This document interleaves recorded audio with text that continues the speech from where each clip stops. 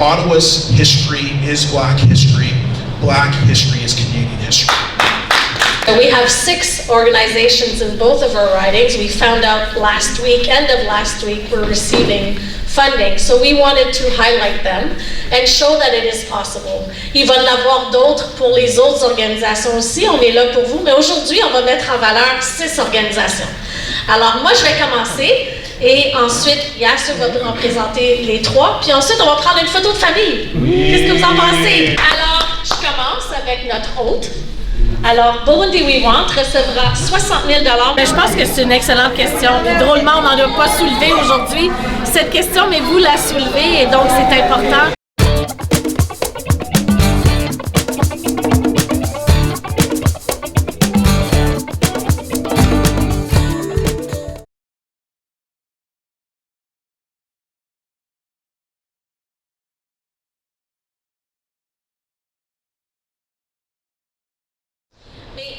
Because we work so well together, I do want to give a chance, and he doesn't know that I will give him the microphone, but I do want a chance to let Ralston speak to all of you, because we know he's our leader in our community for many, many projects and initiatives. Well, thank you so much, Mona. Thank you so much, Yasser. And good afternoon, everybody.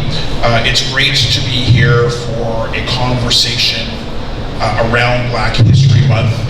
As we gather today, we honor profound contributions Black Canadians have made to our nation's story, contributions that have shaped Ottawa and Canada as a whole, yet too often remain overlooked in our shared narrative.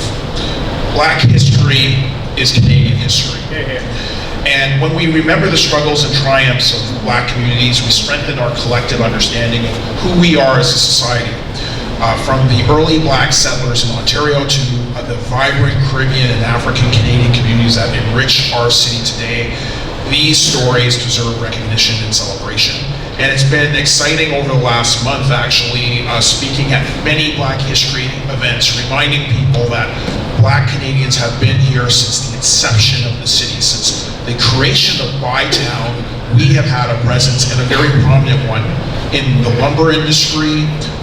Some of the first Black children were baptized in local churches here in the 1830s and 40s. It's important to also remember that we've been here so long that when the first hospital was opened by Elizabeth Breyer, in the first week, a Black man who had injured himself in lumber yards was one of the first patients in the hospital. And that's not just, I think that is our legacy, no matter when you have come to Ottawa. So whether you're a newcomer or not, you have joined a community that has been here since the inception of Ottawa. And that means that Ottawa's history is Black history. Black history is Canadian history.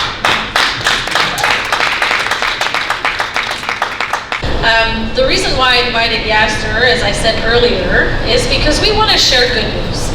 So we've heard you in the last 10 years, I will say, and I remember when I met Tony for the first time when I had just been elected in 2017, she said, Mona, we need resources too. We need the federal government to contribute to our projects. And it took some time. It takes time, but today we have good news to announce. And I hear Tony telling me, please, at some point, we got to be able to get that support. Alors, moi j'entends encore, je parle de Tony, mais j'entends d'autres. Même Camille qui disait, on veut bien, mais nous aussi, on veut pouvoir avoir accès à des programmes qui sont financés par le gouvernement fédéral, qui permettent de pouvoir poursuivre le travail des communautés noires à travers la région. Et aujourd'hui, la raison pourquoi qu'on voulait faire cette j'appelle annonce, ou j'appelle le début de cette conversation, c'est de vous dire qu'on a eu des bonnes nouvelles la semaine dernière. Alors, il y a 6 organisations qui vont recevoir du financement pour des projets qu'ils ont soumis. Et on aimerait les mettre en valeur aujourd'hui. We'd like to present 6 organizations who have submitted to programs in the, I believe it's the Black Initiative Fund. I have the whole name, it'll come back soon, but, or Yasser will correct me. But we have 6 organizations in both of our ridings. We found out last week, end of last week, we're receiving funding. So we wanted to highlight them and show that it is possible. Il va y en avoir d'autres pour les autres organisations aussi, on est là pour vous, mais aujourd'hui, on va mettre en valeur 6 organisations. Alors moi, je vais commencer. Et ensuite, Yasser va en présenter les 3. Puis ensuite, on va prendre une photo de famille. Oui, qu'est-ce que vous en pensez? Oui. OK. Yeah. Alors, je commence avec notre hôte. Alors, Burundi We Want recevra 60 000 $ pour renforcer ses initiatives de mentorat, d'emploi jeunesse, de santé mentale et d'entrepreneuriat, afin d'aider les jeunes burundaises et burundais francophones à bâtir leur avenir ici, à Ottawa. Et évidemment, je vais féliciter Burundi We Want avec l'équipe. Tu savais pas? Alors, je te l'annonce. Alors, bonne nouvelle. The second organization receiving funding through that the same fund I was trying to share earlier, it's the African, Caribbean, and Black Wellness Resource Center. Will receive over $65,000 to improve the accessibility of its services and support seniors and individuals with disabilities.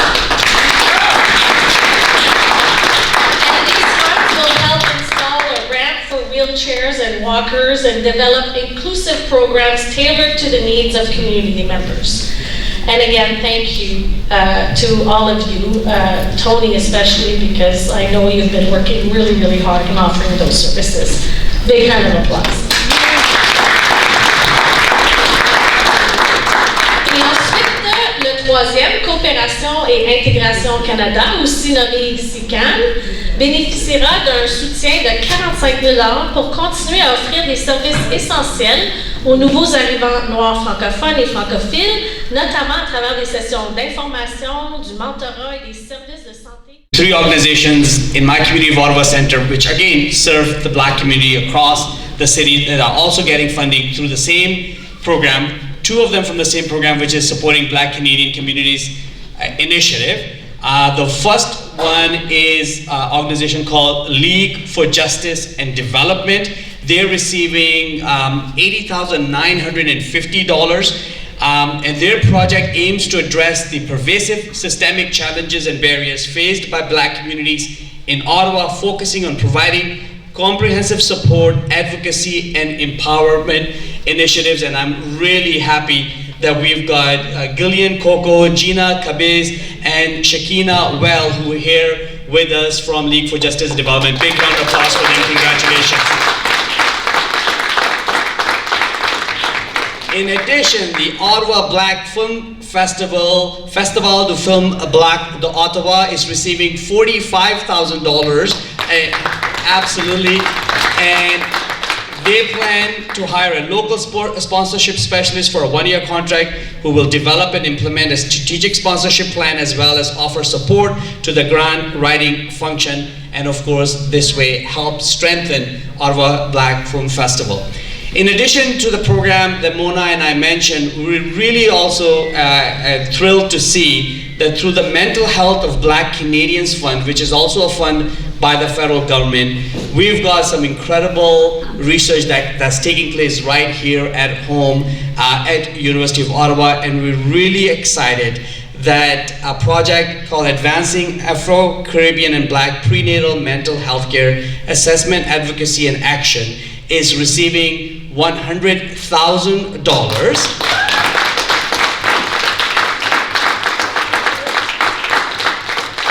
to provide culturally informed, evidence-based resources to strengthen prenatal mental health services for Black birthing people. And I'm so excited to see Dr. Josephine Atowa and Dr. Michelle Saraha Eboa are here on behalf, who are doing this incredible work and research, present with us. So congratulations for receiving this incredible.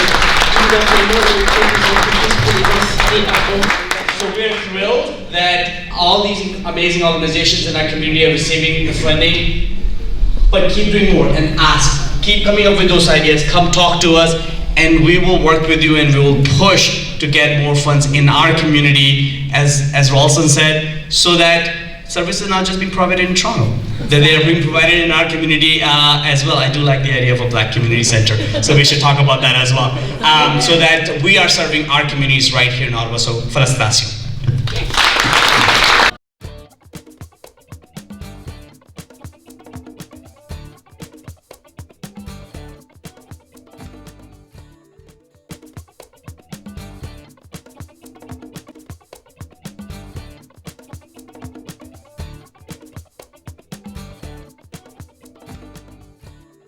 Alors, je voudrais également commencer évidemment cette journée par reconnaître que nous sommes rassemblés ici sur le territoire de la nation algonquine Anishinaabe et on veut remercier évidemment les Premières Nations de protéger notre territoire depuis le passé, le présent et évidemment gardien du futur de nos terres. I really want to thank Camille and your whole team from Burundi We Want for hosting us today. It's a very special day when we have events with Camille, right? Yes.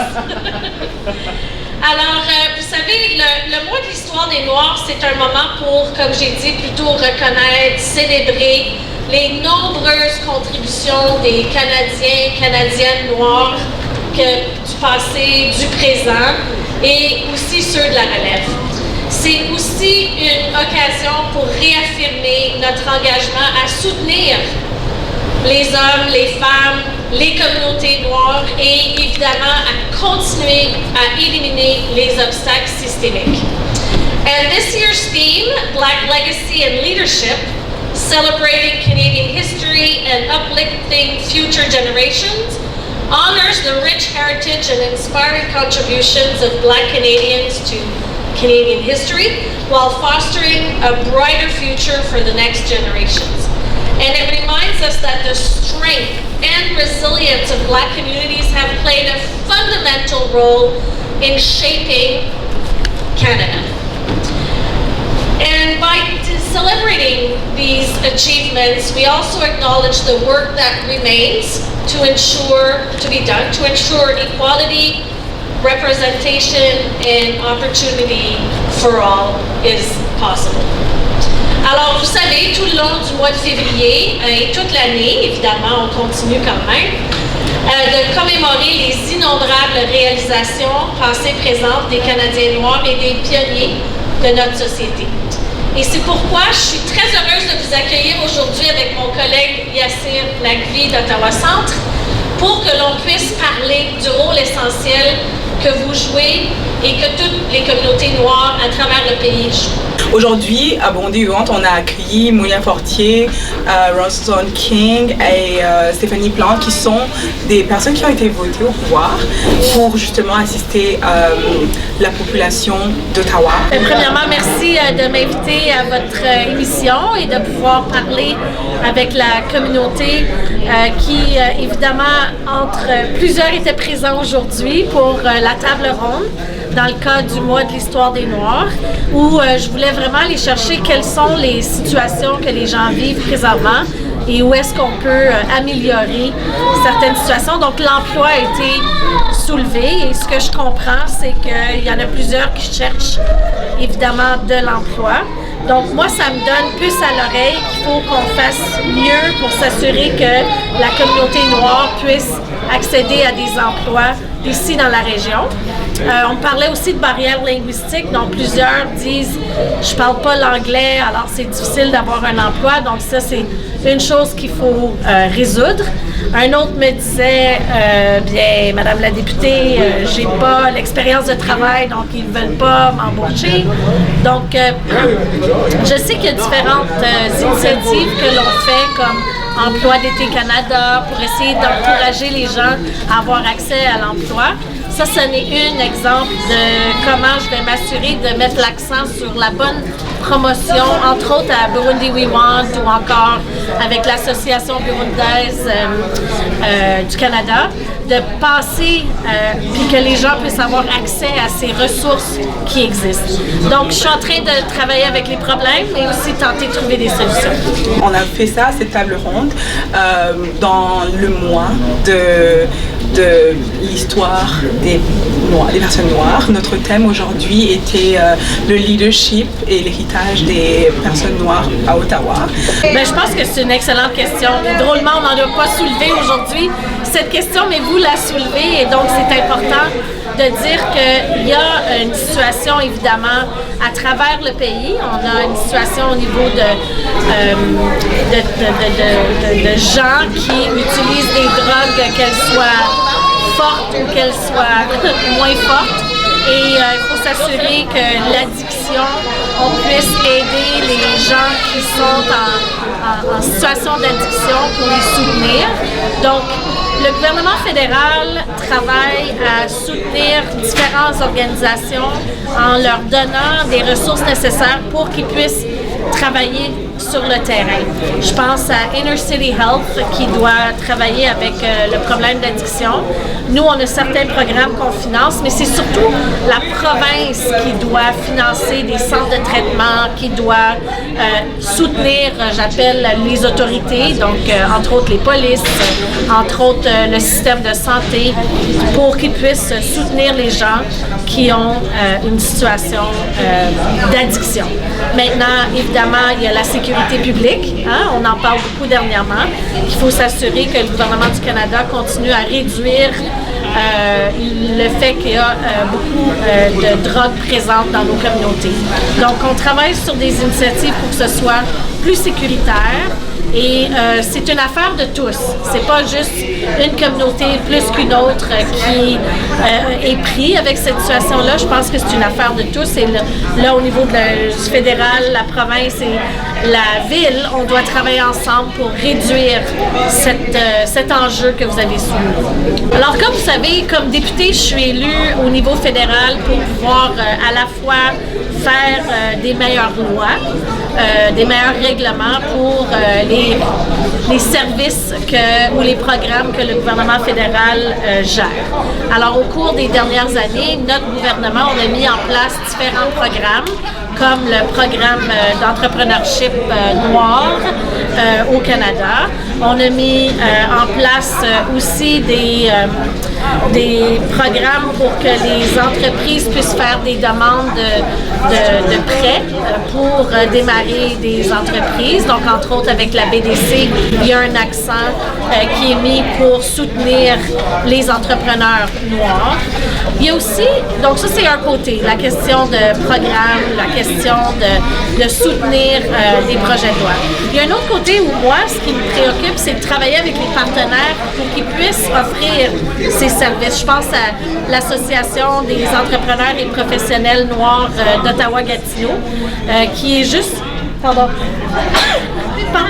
qui est juste au-dessus de mon bureau, qui offre différents services de mentorat, d'accompagnement. Alors, Luc Termonville et son équipe viennent de recevoir du financement du fédéral pour justement soutenir ceux et celles dont des jeunes qui veulent,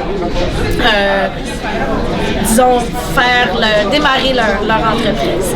Il y a aussi Franklin qui est avec African Development Network, AFN, ADN, qui ont eux aussi reçu du support du gouvernement fédéral pour pouvoir soutenir des petites entreprises et des gens qui veulent démarrer leur entreprise.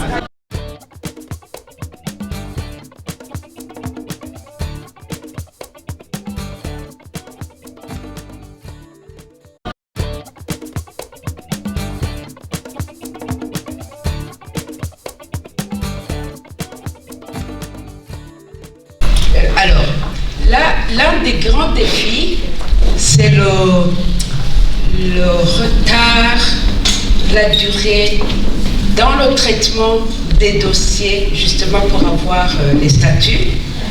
Et là, ça nous mène, parce que des fois, ça dure des années et des années, alors que les familles sont séparées. Il y a beaucoup de célibataires géographiques. Une femme qui a laissé ses enfants au pays, ou un homme qui a laissé toute sa famille au pays. Et dans l'entretemps, les enfants se demandent où est papa, où est maman. Et là, ça donne directement comme conséquence la santé mentale.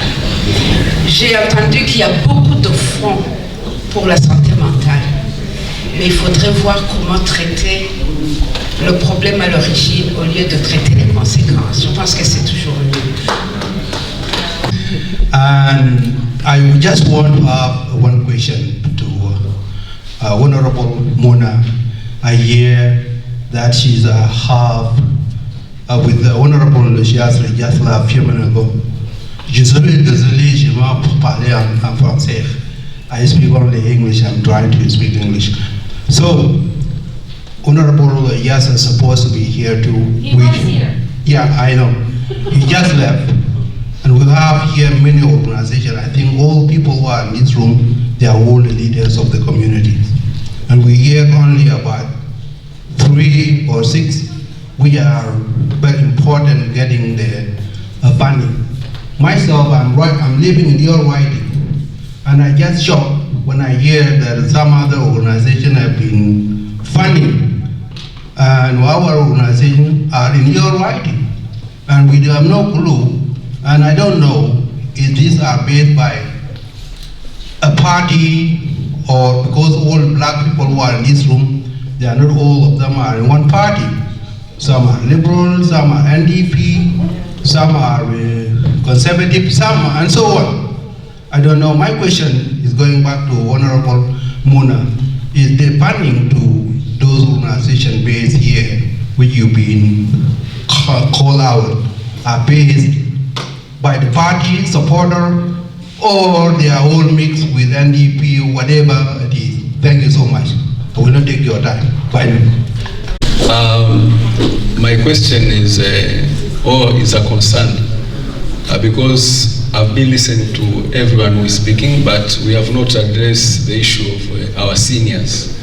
Me and you, we are aging, we are growing old. Yeah. So, as black communities, our seniors face challenges. For example, hearing challenges, visual. So as the federal government or as the municipal, whatever levels, what initiatives is the government taking, or these organizations that are here?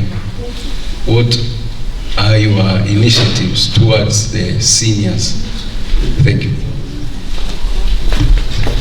Merci à l'honorable Mona Fortier, parce que vous aviez dit que vous ne pouvez pas nous aider à trouver du travail, mais je voulais savoir à quel niveau vous pouvez intervenir auprès du gouvernement ou auprès des entreprises pour les inciter à embaucher les nouveaux diplômés, parce que ça c'est un problème qu'il a dans la communauté noire. Je prendrai mon cas, et surtout dans le domaine des sciences. Puis vous partagez des réponses. So first I'm going to say one thing. The government of Canada is not a party. It's a government. There are different programs.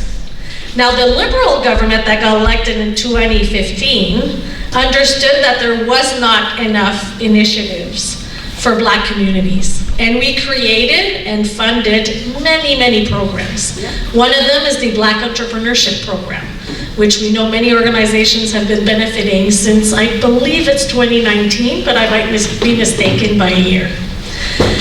The announcement that we made today is a program with public servants that receive funding proposals from different organizations. So it's not even politicians evaluating this, it's public servants going through different criterias.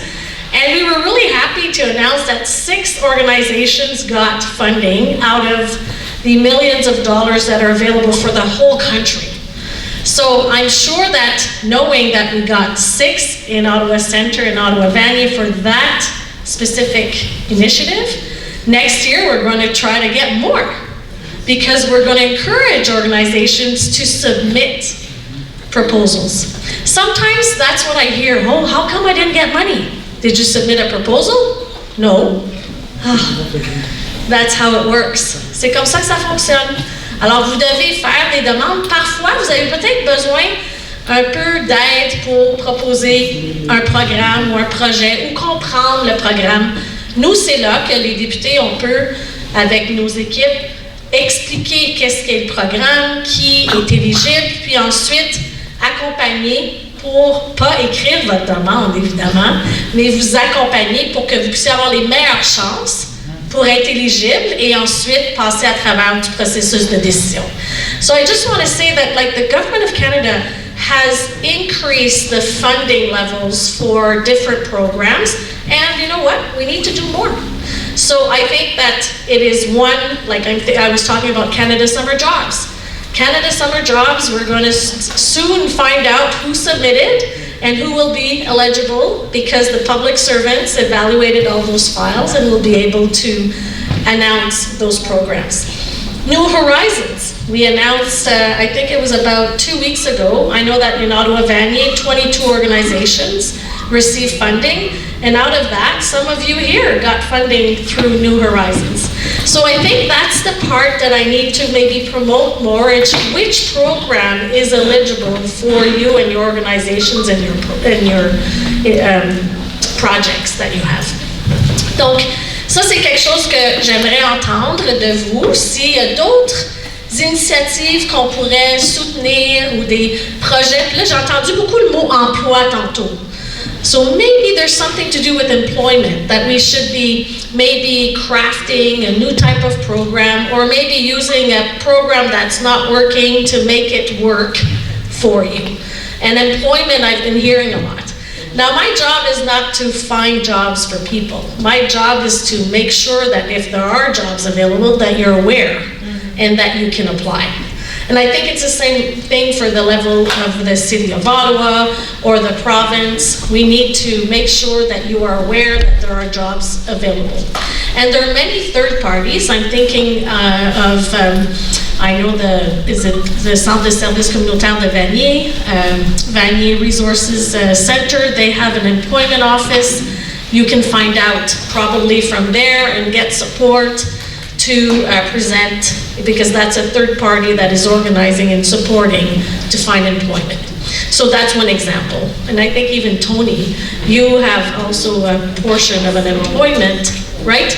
That you help members of the community to be able to find different jobs. So I understand that employment is also very key right now, and of course, je vais continuer à travailler là-dessus avec des collègues. IRCC, I think that's the level, the issue that is talked to be the most. I know immigration is really difficult right now, especially that we've, at the federal level, have decided to decrease the numbers of people that we are going to accept in the next few years. Why? Because we realized that the numbers were too high. And I think it's Justine who mentioned it. Un des grands problèmes, c'est qu'on peut bien accueillir plein de gens, mais si on n'a pas de logement pour eux, c'est pas une bonne idée de les laisser sur la rue. Alors, je pense que c'est là où on est en train de réviser nos chiffres, et aussi, on a beaucoup d'initiatives pour pouvoir faire de la construction de logements abordables avec des parties prenantes, avec des développeurs, mais c'est pas une responsabilité fédérale de construire. Nous, on est partenaires avec différents partenaires pour pouvoir s'assurer que la construction se fasse. Last year, the government of Canada in the Ottawa region, we signed over $173 million, if I'm not mistaken, for accelerating housing in the Ottawa region. So that has an effect in helping to get to the fact that we have more housing. It doesn't build homes, but it accelerates the construction of homes. So that's one thing that we've been doing. So I know that housing, IRCC are issues, and I'm continuing to try to find ways to make sure that we get those files done, and people that have been waiting for so long that their files are resolved. Alors, je sais que c'est très difficile la question de l'immigration. Il y a beaucoup de dossiers, vous le savez, vous parlez avec les gens de mon bureau régulièrement pour dire « il est rendu où mon dossier ?»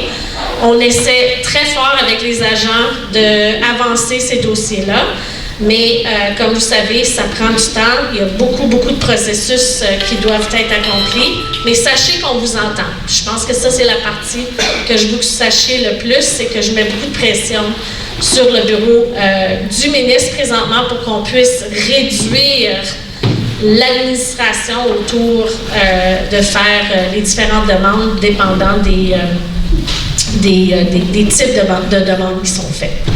Alors, on a parlé de ça. Puis, aussi, Justine t'a mentionné santé mentale. On dit qu'il y a beaucoup d'argent dans la santé mentale. Je voudrais juste peut-être réviser ça. Le gouvernement du Canada a fait des transferts à la province de l'Ontario pour la santé et la santé mentale. Maintenant, c'est à la province de l'Ontario d'utiliser ces sous-là pour les services qui rentrent sur le terrain parce que c'est leur responsabilité. Alors, oui, il y a de l'argent, mais c'est pas quelque chose que nous que nous dépensons. C'est un transfert qui est fait à la province de l'Ontario. L'autre bonne nouvelle, je pense que Stéphanie est au courant, and I think Ralston might be aware also. We are working closely to try to get some more funding for addictions and treatment centers here in the National Capital Region. You know that in the Byward Market, Sandy Hill, and of course Ottawa, the downtown core, and other across the city, we have an addictions program, situation that is really hard, and I'm hopeful that we're going to get in the next 2 weeks a funding announcement of many $million from the federal government that will go to the Ottawa Public Health Agency for them to be able to use it on the ground in those regions. So I'm hopeful it's coming. J'attends. I think we'll get the good news in the next 2 weeks.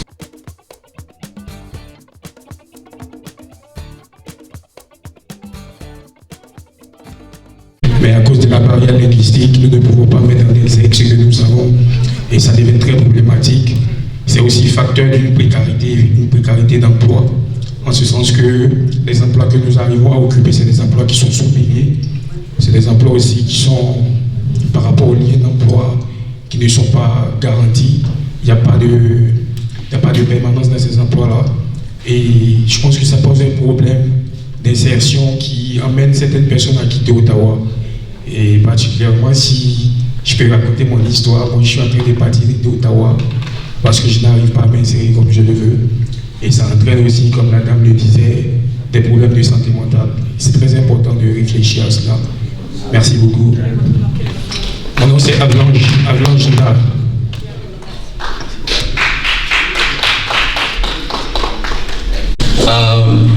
My question is a concern because I've been listening to everyone who is speaking, but we have not addressed the issue of our seniors.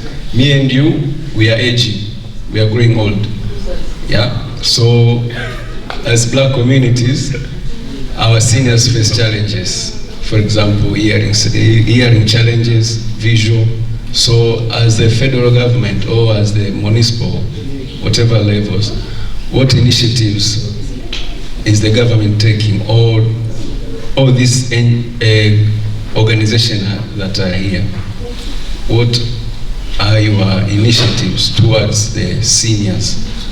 Thank you. Le sujet dont je vais parler, ma voix tremblera parce que c'est un sujet qui me tient à cœur. Un immigrant, il arrive au Canada, mais il arrive avec son bagage, sa culture. Il y a quelque chose qui m'a choquée. Merci pour la loi qui protège les enfants au Canada. Il arrive que des enfants, pour une raison ou pour une autre, soient séparés des parents et mis en famille d'accueil. Merci pour ça, parce que je me dis, ça se justifie. Mais ce que je voudrais vous demander, est-il possible, quand des cas comme ça arrivent, que les enfants soient placés dans des familles de la même culture. Il y a beaucoup d'enfants qui sont placés d'une manière temporaire, ce qui veut dire qu'au bout d'un certain moment, ils vont retrouver leur famille, mais ils auront vécu d'une manière différente. Et on peut poser toutes les questions dont vous avez posées ici parce que c'est très important. Je vous remercie. Merci à vous.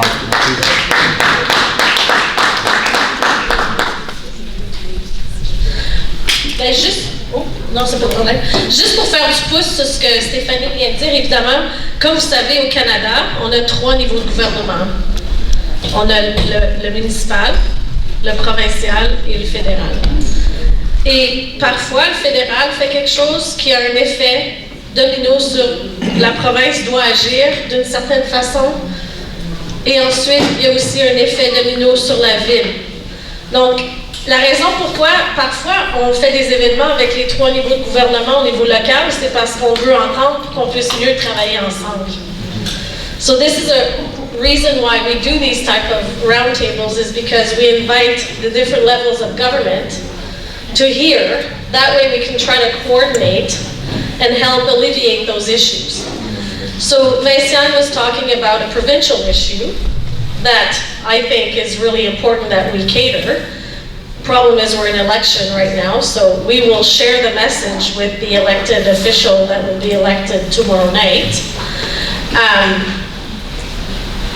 But again, at the same time, it's a systemic issue because, interestingly, the federal government decides the law for family law, for example, and then it has to be applied depending on the province so it's really important, those mentions that you're giving today, and especially Vinciane has shared something that we can influence, Ralston, Stephanie, and I, with the elected official in the province. So that's why these conversations are so important. C'est pour ça que ces conversations-là sont autant importantes. Puis, tu sais, même si vous partagez quelque chose provincial aujourd'hui, ou municipal, ou fédéral, c'est bon de l'entendre parce qu'il y a toujours un effet domino à un autre niveau. Barrière linguistique, je vous entends. On est en Ontario. En Ontario, la langue la plus parlée, évidemment, c'est l'anglais, sauf qu'il y a une très grande communauté francophone. Il y a beaucoup d'opportunités à travers la province. Et il y a des partenaires qui enseignent autant le français que l'anglais. Donc, il y a peut-être certains services, puis là j'essaie de trouver où ce qui est rendu mon ami là, qui parlait de barrières linguistiques. Ah, t'es juste là. Merci. Alors peut-être qu'on peut se parler après juste pour voir s'il y a peut-être une autre ressource qu'on peut te suggérer. Parce que l'important, c'est qu'à la fin de la journée, oui, c'est important d'apprendre l'anglais et le français. Parce qu'on est un pays avec 2 langues officielles, ça va te donner une carte de visite pour pouvoir travailler à différents niveaux. Et on sait que la région de la capitale nationale, le plus grand employeur, c'est quoi? C'est la fonction publique. Alors, la fonction publique du gouvernement fédéral, c'est le plus grand employeur de la région de la capitale nationale. It's the biggest employer is the public service of Canada.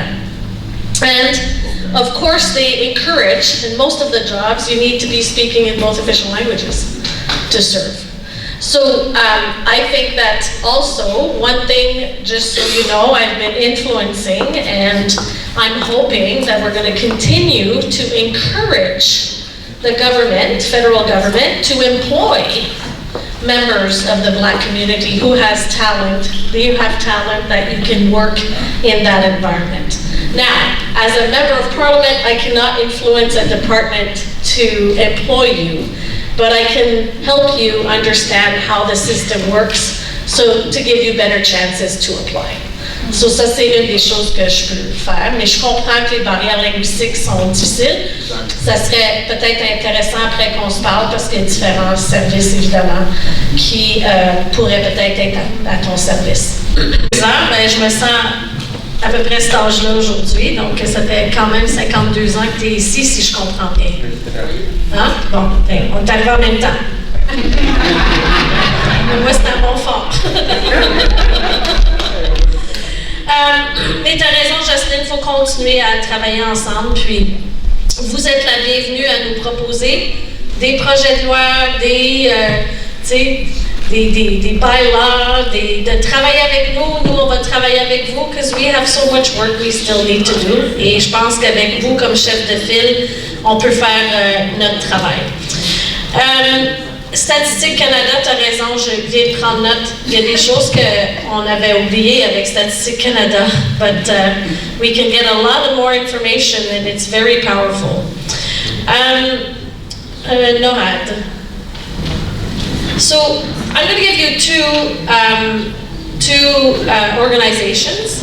If you haven't met with them yet, please do. If you've met with them, then we have to find others. I have to tell you, the Black Business Entrepreneurship Fund, I was there when the money was offered to Franklin et Papé with African Development Network, and I met many businesses that profited from that amount. So from the funding that they received to support businesses that are startups, businesses that continue. So maybe that would be a good contact for you, because I know that they are receiving funding to support businesses. So maybe we can find a solution there. If not, we were, Ralston and I, last night at, it's the Black Business Alliance of Ottawa. It's at 230, well, just over my office, so 233 Montreal Road. So maybe them, they're 235. They're on the second floor. And last night we were with about, I don't know, another 30 entrepreneurs and business owners from the Black community with the Regroupement des gens d'affaires and also others. And I have to tell you, I've seen some great opportunities there. So I'm hopeful that maybe if you connect with Luc Termonville and their group, there might be an opportunity for you to answer your question. But we still have a lot of work to do, and I understand the barriers that you had with BDC, Futurepreneur. I also am trying to find who got some funding from Futurepreneur. So that one, I want to work with you to try to get who in Ottawa got funding. Because I think that, I don't know who raised the fact that we need to have more in Ottawa. Is it Wilson? Yeah. You know, Toronto gets a lot. So let's get our fair share. And I think Futurepreneur is one that maybe you and I, we can work on. And for the Prime Minister's Youth Council, listen, I wanted to be on his board. And I wasn't. So I found other ways. I have my own Ottawa Vanier Youth Council, which you know about already and very active with. And I think that there are ways to be able to participate without being on that Prime Minister's Youth Council. There are other ways. So let's work together, and I'm sure we'll find a good path. Je pense que j'ai répondu à toutes les questions, mais j'ai aussi, I understand I don't have the answer for you. We have to sit down, or you have to sit down with my team to look into, because every file is different.